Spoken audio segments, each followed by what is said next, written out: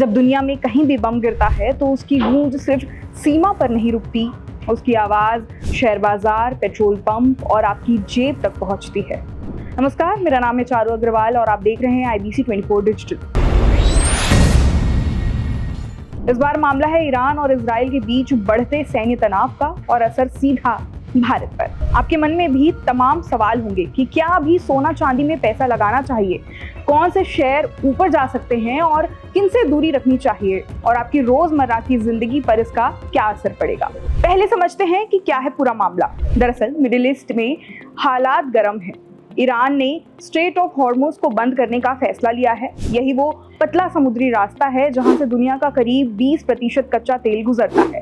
भारत अपनी जरूरत का लगभग 85% तेल बाहर से खरीदता है और उसमें से 40% से ज्यादा इसी रास्ते से आता है। मतलब अगर यहाँ रुकावट आई तो भारत की एनर्जी सप्लाई पर सीधा असर पड़ेगा। अब बात करते हैं कि सोना चांदी क्यों भाग रहा है। दरअसल जब युद्ध का खतरा बढ़ता है तो निवेशक शेयर बेचकर सुरक्षित ठिकाने ढूंढते हैं और दुनिया का सबसे पुराना सुरक्षित ठिकाना है गोल्ड। गोल्ड 1.7% की तेजी से खुला और 2.5% तक चढ़ गया। चांदी भी तेज हुई। भारत में तो सोना 5% और चांदी 9% तक उछल गई। क्यों? क्योंकि भू राजनीतिक तनाव, डॉलर और बॉन्ड पर भरोसा कम होना, केंद्रीय बैंकों की लगातार सोना खरीद, यानी डर बढ़ेगा तो सोना चमकेगा। क्या अभी आप निवेश कर सकते हैं? अगर आप लंबी अवधि के निवेशक हैं तो थोड़ा थोड़ा SIP तरीके से गोल्ड ETF में निवेश कर सकते हैं, लेकिन अगर सिर्फ खबर सुनकर कूदेंगे तो ऊंचे दाम पर फंस भी सकते हैं।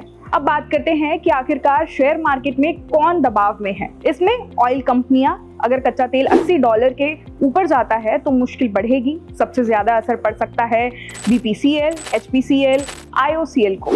क्यों? क्योंकि ये कंपनियां तेल खरीदती हैं, रिफाइन करती हैं और बेचती भी हैं। अगर सरकार पेट्रोल डीजल महंगा नहीं करती तो मार्जिन इनका घटेगा। दूसरा है एविएशन सेक्टर। ब्रोकरेज रिपोर्ट के मुताबिक इंडिगो की 35% से 40% इंटरनेशनल उड़ानें मिडिल ईस्ट रूट्स पर निर्भर है। मिडिल ईस्ट में बढ़ते तनाव का सीधा असर एविएशन और आम आदमी दोनों पर पड़ सकता है। एयरलाइन कंपनियों को दोहरी मार झेलनी पड़ेगी। एक तरफ कच्चा तेल महंगा होगा तो ATF यानी कि एविएशन टरबाइन फ्यूल की लागत भी बढ़ेगी। ऐसे माहौल में कुछ सेक्टर फायदे में भी रहते हैं, जैसे कि गोल्ड ETF, डिफेंस कंपनियां। अब सबसे जरूरी बात, आम आदमी की जेब की। अगर कच्चा तेल महंगा हुआ तो पेट्रोल डीजल के दाम बढ़ेंगे, ट्रांसपोर्ट महंगा होगा जिसका असर सब्जी, दूध और रोजमर्रा के राशन तक पहुंचेगा। फ्लाइट टिकट भी महंगे हो सकते हैं, यानी महंगाई की नई लहर आ सकती है।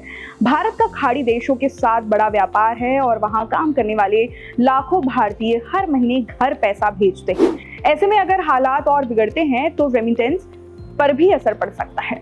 खैर, इस खबर पर आपकी क्या राय है, हमें कमेंट करके जरूर बताएं।